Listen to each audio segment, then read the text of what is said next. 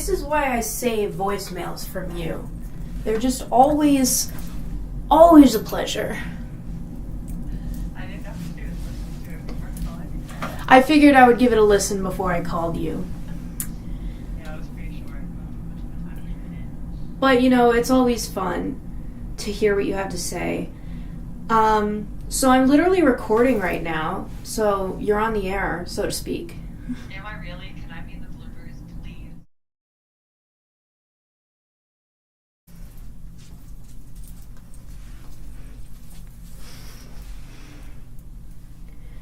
Now I know what you're thinking. This whole premise seems to be based upon the fact that I supposedly just walked in. But this shot is rather well lit. Or if you're particularly empathetic, you might just be wondering how I've been and why I took a month off. Well, I have answers to all your questions later. That's not what we're here to talk about right now. We're here to talk about a much bigger problem. Film bros. I don't know if I've ever mentioned it before, but I'm in film school. Have I told you? Have I ever said that on this channel before, that I am in film school, studying film to be a filmmaker? I am. And being in film school means film bros. And I've talked about this in a previous video about the straight white male film students, but lately I've started a class that is sort of, what's a good word for it? Intensified my frustration, because it is taught by and populated by these exact kind of dudes. So, in order to avoid completely losing my mind this quarter, I'm going to start this little series where I tell you about these experiences. And right off the bat, I want to make it very, very clear that I'm not going to lie in these. I'm going to give you my word right now, episode 1, that nothing I bring up will have been completely invented from my own brain. You can choose to believe me or not. That is completely up to you. But I'm telling you now that when I say that my professor insinuated that I was a fascist, I mean it. I'm not inventing that for drama or for clickbaity titles, although that would be a good idea. Everything I'm telling you actually happened in some way or other. I even take notes of very specific quotes that people say in that class. So on the subject of fascism, let's go back to actually last week, because I came up with this idea in the middle of this past week, but last week's class really needs some things to be addressed. Little old me committed the cardinal sin in film school of insinuating that Marvel films are not garbage. Did I say they were the pinnacle of cinema? No. Did I say they were artistic masterpieces? No. All I said is that they're culturally significant, and you maybe shouldn't chuck them all aside and say they're all dumb and stupid and the same movie. To which I was rather distinctly informed that they are in fact fascist propaganda. And refusal to acknowledge that fact when watching them means I am either complicit in or supportive of fascism. Now, I disagree. I believe that their main problem is that they are emblematic of American exceptionalism. You know, that idea that any one American can make a difference and we're all very, very special. Everyone is special. Which he then said is fascism in another way.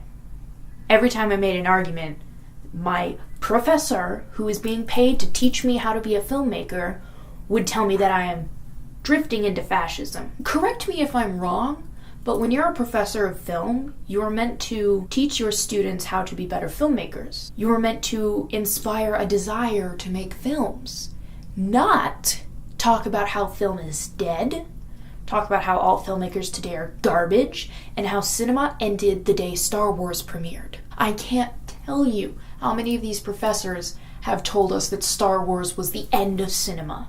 All the Star Wars movies are the same. Okay, so what if they are? Clearly people want to see them. Clearly they make people happy. Do you hate films that make people happy? Is that the problem here? Are the only films you consider to be good the artistic ones that make people feel melancholy and wondering what it all means? Is that a good movie to you? Now correct me if I'm wrong, but it seems to me that if you want to dedicate your life to film, you should enjoy films, and they should make you happy. And these guys will go off about how, they love films. No one loves films like I love films. Yet, all they ever seem to do is get really, really upset about movies. Like, a lot. To the point where I'm really concerned that one day an artery is going to burst in one of these guys' heads and I'm going to have to call 911 on someone I don't even like. How weird would that be? Like, obviously I'm not going to let them die right there on the ground, but I have to call 911 and be like, hey, this guy is on the ground. They'll be like, oh, are you a friend or a relative? And I'm like, no, I hate him, but I don't want him to die on my watch while I'm there and I'm culpable. Anyway, that's not the point. The point is, here's what I don't understand about these kinds of film professors. The ones that think film is dead and all modern filmmakers are garbage. You're educating the next generation of filmmakers. And if you think all modern filmmakers are garbage, are you calling us garbage? 'Cause, ouch, that hurts. We should walk out of your classes inspired to make more films. We should want to make films. I walk out of some of these classes with anxiety attacks. That's not how school should make you feel, especially a school for an art form. Art is supposed to be about passion, and these guys definitely have passion. I'm not gonna lie and say that they don't. These guys have strong feelings. Of course, I am equally as passionate. And of course, there are films that I really don't like, but I am not a professor.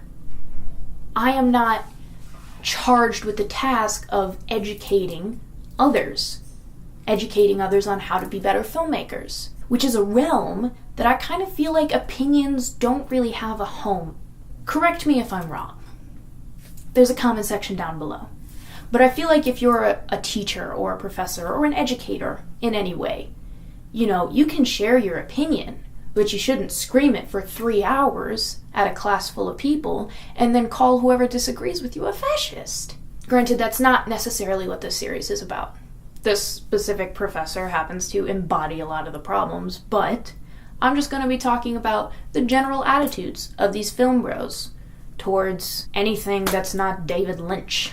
So anyway, these are probably going to be weekly since it's a weekly class, and from here on out they're going to have very specific topics. This was just an overview of my feelings and how this all makes me feel. Next week I'm going to talk about dumb TV.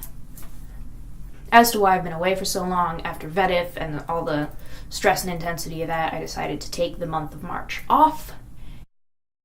And the episode of my Chinese soap opera that you will see now has actually been uploaded for a while. I just haven't gotten around to subtitling it so that it could be public. I mean, it could be public, but how many of you guys speak Chinese? Let me know in the comments below. So, I'm back. I hit 50 subscribers, which is really exciting. I might do a 50 subscriber celebration video because even the tiniest of milestones are important. Get ready for weekly rants, maybe other videos as well.